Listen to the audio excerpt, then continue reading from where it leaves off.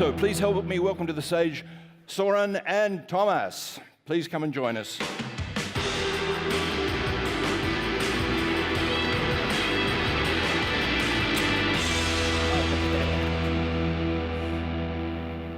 Hello, good morning, everyone. Morning. Thomas, Morning, Soeren. hi. Morning, everyone. Did you enjoy the party last night? Oh, yes, I did. I think you hear my voice. It's almost gone. And now I had some honey this morning. It was a great party, great music, really much fun. Good.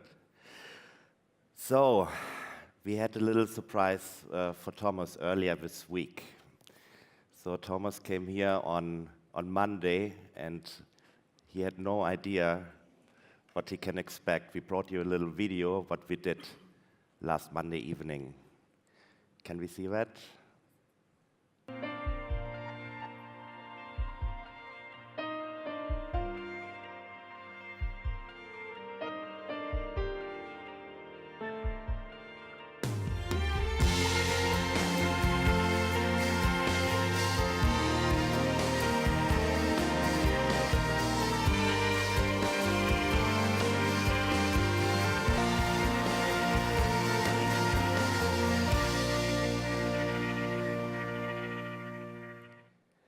Yeah, Thomas, so basically we renamed the main street here in Europa Park to Thomas Strohe Avenue. Yes, I was Wow. very excited. Great surprise. Thank you. For 13 years, World Hosting Days. You started it 13 years ago. Do you want to tell us a little bit how the first WHD looked like? Yes, it was quite different, I would say. It was in Cologne in a small space. We had like 150 people at the event. I think I would set up everything myself, a few tables. And we had a great band yesterday, but we all had a very great band 13 years ago. We had a ABBA revival band from East Germany that would sing English with a very strong Saxion accent. And yeah, I think with enough beer in your head, it worked out. It was quite an event. Okay, so what happened over the day? So where was the first one and where did it move to? So the first one was at the Köln Tower, so at the central office building in Cologne downtown. And we were even back then with 150 people, we were kind of very surprised with the success because we expected like 30 people. And then the next one was, the venue was too small, and then we moved to Phantasialand, so to a theme park, much like this one in the Cologne area.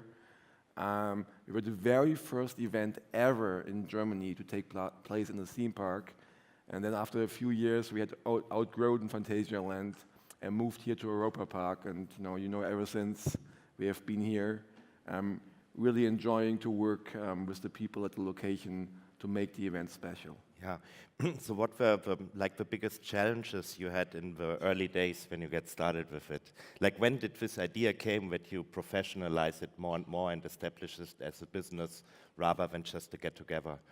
Yeah, I think the situation was, knowing my background, my day job always was running a hosting company, and I today still run the hosting business of Plus Server in Germany. And World Hosting Days was like my hobby. I never really planned this to be this size. And for the first, I would say, 8 years, the organization was like very small with a team like of 2 people. Tel and Mark joined. Tel is still with the event today. And it was, it always was somewhat of a distraction to our day business. But on the other hand, it was the biggest thing for us every year. And we were so much looking forward to it. And I think the biggest problem really was to manage both, to do the hosting business, like the hard work, and then also do World Hosting Days. And I think everyone here in the room who has organized events, they know, and I think you know for sure, what level of pressure an event of this size is. So it's probably the most intense weeks of your year, really getting everything ready. And I think this really was the biggest thing we had to solve to get both under one roof. And I think like 4 or 5 years ago, when we really set up the separate organizations, and when you joined and Bertel joined this year, I think we really put this as a separate business unit with a separate team and separate organization. And this is, for me, actually, this year, the first time that I'm here, and I'm just here as a guest, and can really enjoy the event and, meet with people, speak, and have a different experience. Great. So many other conferences have failed or gone away over the years. What do you think is, what is it, what is the DNA which is setting WHD apart from that? Actually, the answer is, this is the reason why the room is relatively empty this morning. Mm-hmm. I was quite excited because I remember a few years ago, we started at the third day and we had like 8 people in the room. So compared to 8 people, it's probably 2,000% more, which is very good. But in the end, that's the reason why World Hosting Day is so successful, because it's a networking event, and I think the important speeches, the deals, the networking is done at the parties in the night. And I was around at 5 o'clock or 4:30 last night, and there were still hundreds of people actually around. And I think this really makes the difference. I personally don't know of any other event in our industry where you have the same level of networking. You have a very long career in the hosting industry and an extremely successful one. Where do you see the hosting and the cloud industry going over the next 2-3 years? What are your personal predictions? I think my predictions are, even though we have been in industry for more than 20 years, so we have been evolving, I still believe we are very much at the beginning. And what we see at the moment is just the globalization, that we build bigger groups, with HEG actually being bought by GoDaddy, with the globalization in many of the managed hosting businesses around Europe. So I think we are really at the turning point of a very fragmented industry in a more consolidated industry. But still, I believe if you look at the overall time span of our industry, it's still the beginning. There's much more to come. Okay. Do you have any tips for us, for the WHD team? I don't really think you need tips. I saw the concert yesterday. It was a great event. It's strange a little bit, because it's like your kid growing up, and you look from the outside. But I must say, I'm very proud to see what my kid is doing, how he's growing up, and I think you're actually doing a terrific job. So I don't think you need my tips, but you know me, so I will give you feedback if I think it's okay. Very good.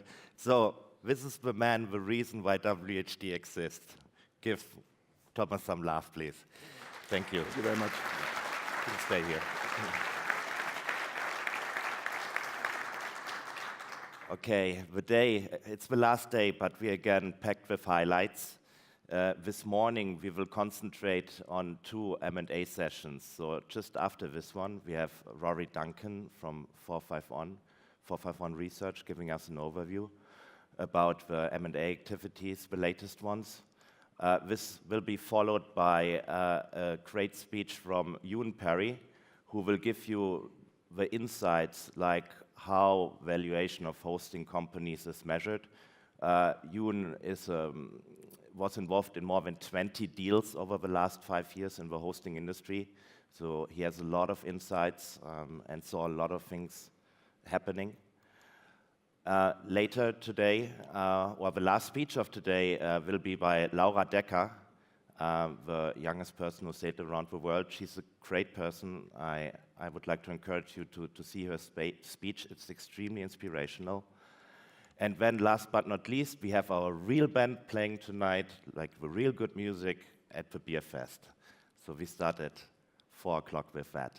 So I wish you a very nice conference day number 3. And I'm happy to see you next year again here in Europa Park. The event next year is taking place March 10 to 16th. Have a great day. Thank you very much.